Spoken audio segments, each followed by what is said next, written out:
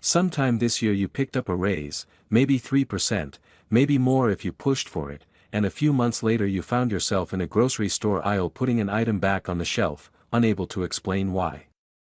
You objectively earn more than you did 12 months ago. Nothing about you changed. Your paycheck went up, but the amount of life that paycheck buys went down, and nobody sent you a memo explaining the gap. This isn't another video about tightening your budget. It's about 6 structural shifts that happened in 2026 while you were living your life, and what each one is quietly costing you. I'm Yank, and I've spent an unreasonable number of hours this year digging through government paperwork so you don't have to. 5 of these are about protecting what you already have. The 6th is the one that actually grows what you have, and it's the one almost nobody acts on. Subscribe, and let's start with money you already own. Quick disclaimer, I'm not a financial advisor, and none of this is financial advice. It's math, current figures, and my take on them, in that order. I want to walk you through a real household, because these numbers hit differently when they belong to actual people. Miles and Claire Holden live just outside Columbus. He does maintenance at a distribution center. She cuts hair and rents her chair, which matters later. 2 kids, about $96,000 combined, which puts them a bit above the American median and nowhere close to comfortable. They have $8,400 sitting in savings. It's in the account Claire opened at 19, at the bank with the branch near her mom's house, and it pays 0.63%. That's the national average savings rate right now. 0.63. That's not an interest rate, that's a rounding error with a marketing department. Their $8,400 earned them $53 last year. In a high-yield savings account, same FDIC insurance, same instant access, same everything, that same money earns roughly $350.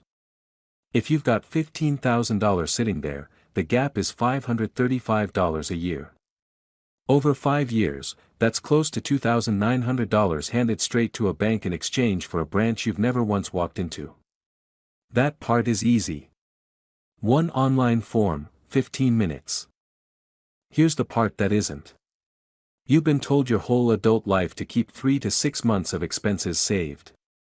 That rule was written for a labor market where losing a job meant you'd find another one fairly quickly. That is not the labor market we're in. Back in March, Miles's shift supervisor took a buyout package. 19 years at the company, a competent, employable guy.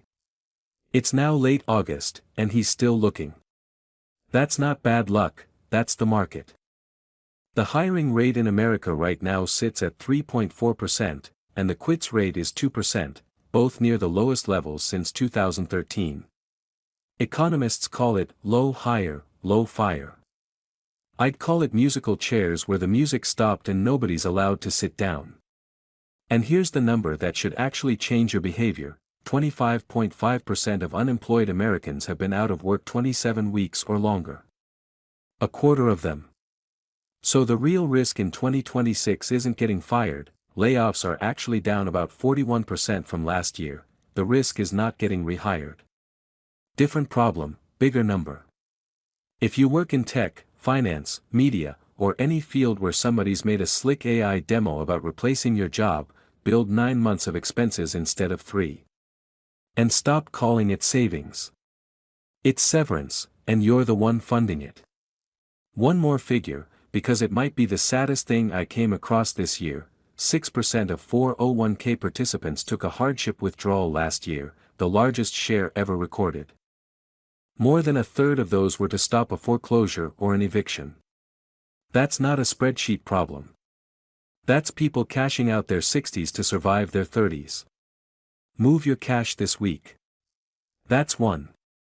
Your credit card is charging you more than double what the stock market returned this year.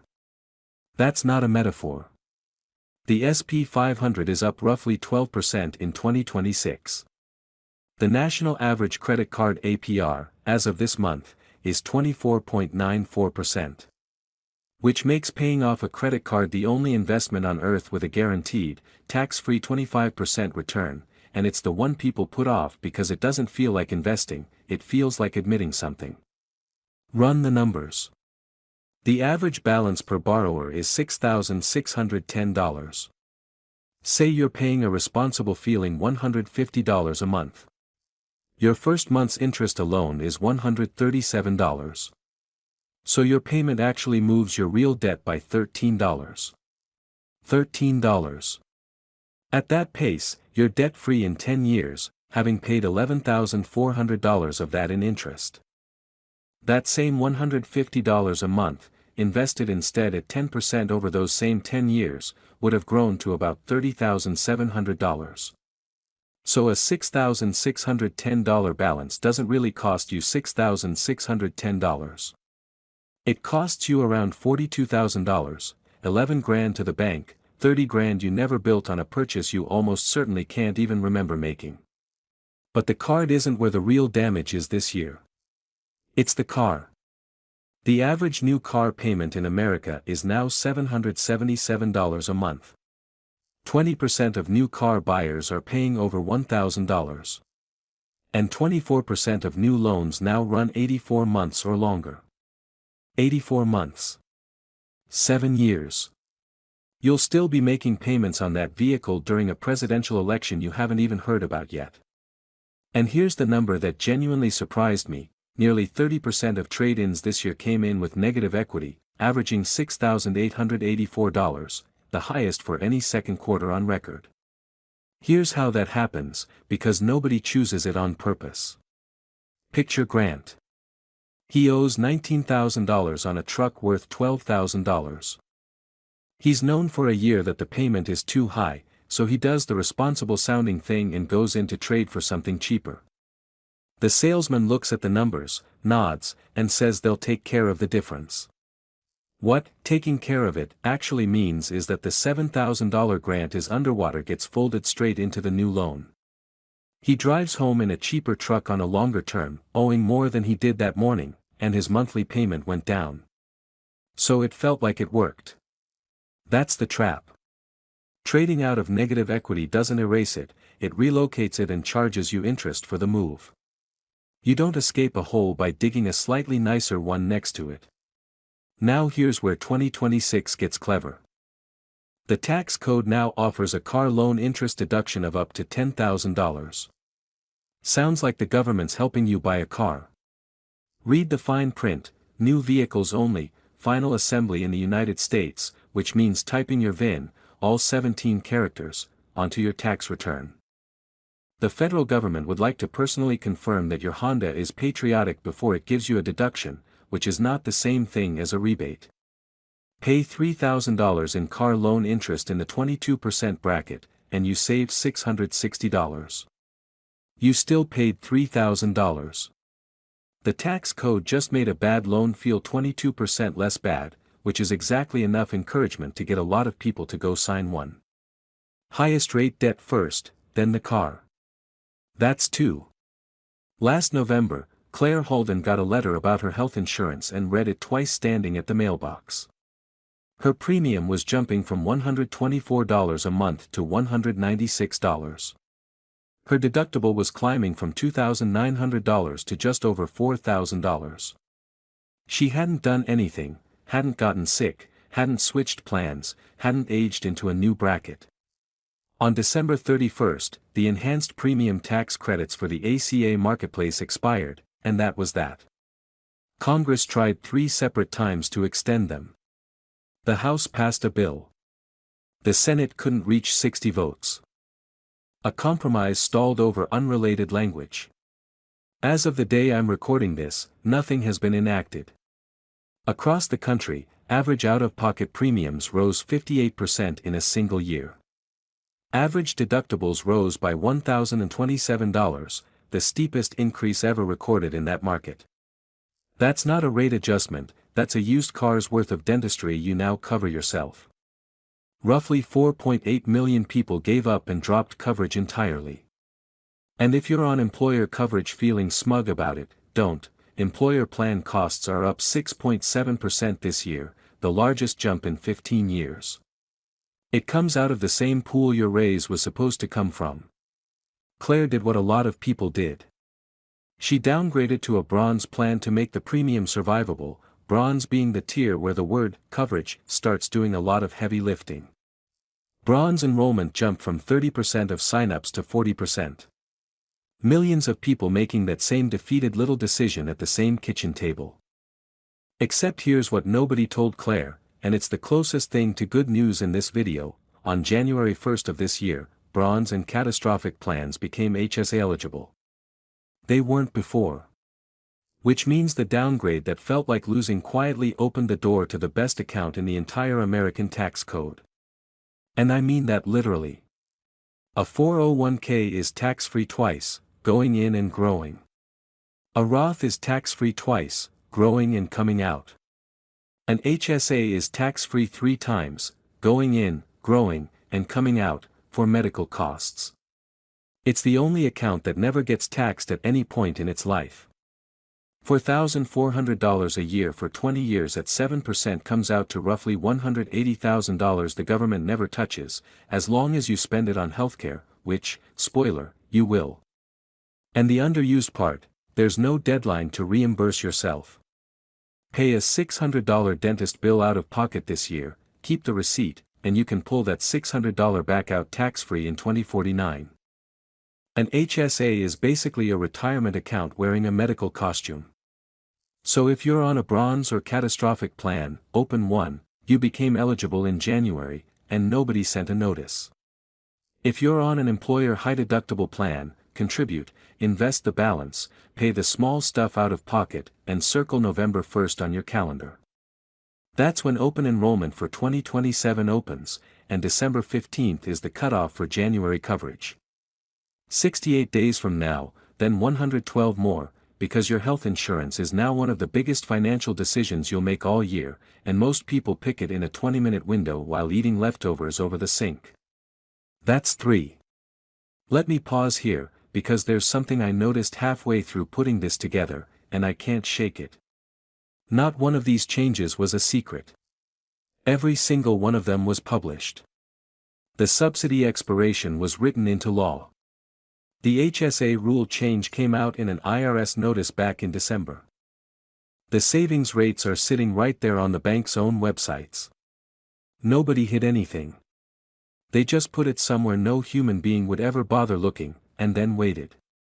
That's not a conspiracy, it's worse than a conspiracy, because a conspiracy at least requires effort. This is just what happens by default when the cost of you not knowing something falls entirely on you. Which brings us to number 4, which is about a document almost nobody reads and a box on it you've probably never heard of. In April, Miles Holden sat down to do his taxes expecting about $1,300 back.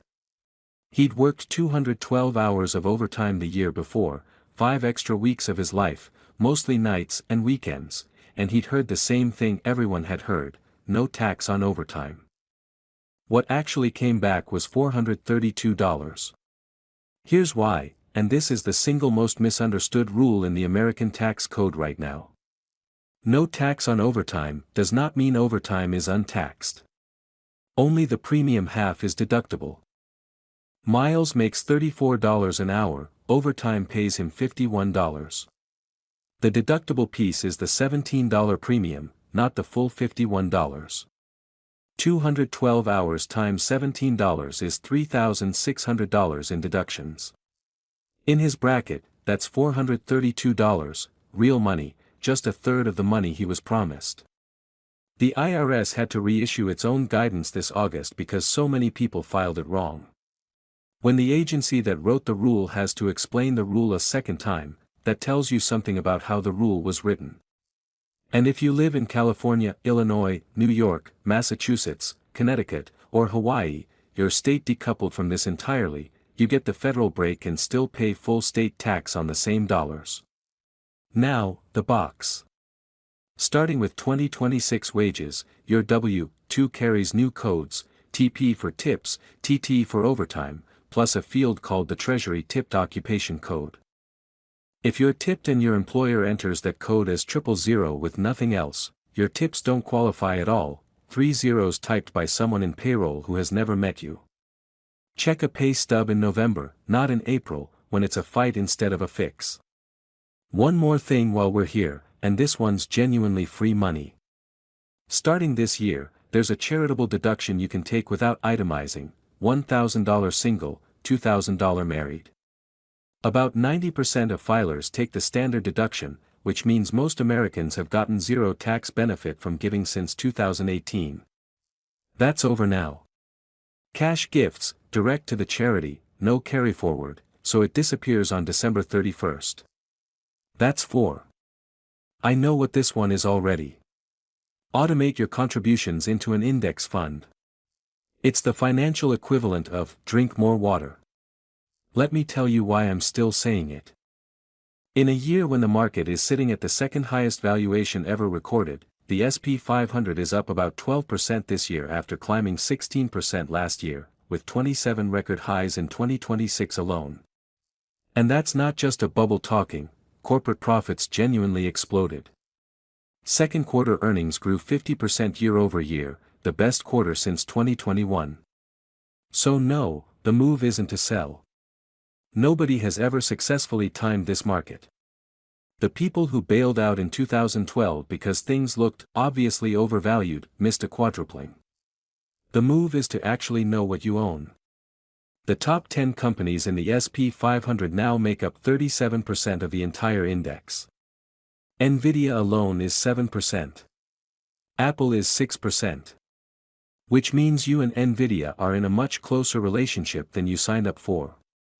I'm diversified, I own an index fund, and 37% of my money sits in 10 companies, are the same sentence. That's not an argument against index funds, it's an argument for knowing that the boring, safe thing quietly turned into a concentrated bet on a handful of businesses in one industry. Better to know that now than during. Now, the number that matters more than any of that. Miles's father, Walter, is 63. 31 years at the same plant. Never missed a payment on anything, never carried a balance, did every single thing he was told to do. He has $89,400 in his retirement account. That's not a sad outlier, that's the median for Americans aged 60 to 64. At a 4% withdrawal rate, that produces $298 a month. You'll hear that the average 401k balance is a record $168,000. It is. The median is $44,000. Somewhere in this country there's a guy with $11 million single-handedly wrecking that statistic for everyone else. Every cheerful headline about record retirement savings is quietly about him. Walter didn't do anything wrong. He just started late, and nobody ever showed him this next part. Someone earning $70,000 who bumps their contribution from 8% to 9% is redirecting $58 a month, about one food delivery order, and over 30 years at 8% growth, that turns into roughly $86,000. 1 percentage point, once, and then never think about it again. That's the whole strategy. It beats every stock tip you'll hear this year, and it takes 4 minutes on your payroll site, which has to happen before December's last paycheck, or that year is simply gone. One footnote: if you're over 50 and earning well, as of January 1st, if your Social Security wages from your current employer topped $150,000 last year, your catch-up contributions now have to go in as Roth. You didn't lose the money. You lost the choice, which the government would like you to understand is a completely different thing, and which feels approximately identical. That's 5. Which leaves the one I promised you at the start. Everything so far has been defense, protecting what you already have from rates, rules, and deductibles. Useful, necessary, but not the same thing as winning. This is the only one that actually changes the size of the number. Go back to where we started. Average hourly earnings in America are up 3.2% over the last year. Inflation is running at 3.4%, which means the default outcome, do nothing, take the standard raise, keep your head down, is a pay cut. Quietly. Automatically. Every year. And the escape hatch everybody used back in 2021 is welded shut. The quits rate is 2%, near a 13-year low, not because people love their jobs, but because there's nowhere else to go. July payrolls came in at negative 23,000, and the 2 prior months were revised down by a combined 13,000. 100,000 jobs people thought existed simply stopped existing.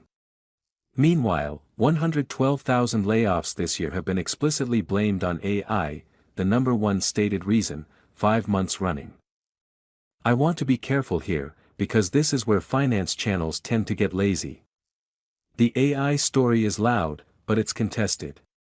The New York Fed argues that remote work explains more of the young worker hiring slump than AI does, and that the slump actually started 6 months before ChatGPT even launched. One study of 21,000 companies found that the firms investing most heavily in AI actually grew their entry-level headcount by 12%. So the honest read isn't, AI is coming for your job. It's this, you're probably not getting fired, but if you leave, nobody's hiring you back. Different risk, different plan. Now here's the math that should make you close this video and open a document. A $6,000 raise on a $75,000 salary is an 8% bump. To generate that same $6,000 a year from investments at a 4% withdrawal rate, you'd need $150,000 of capital sitting in a portfolio. One uncomfortable conversation is worth $150,000 of portfolio.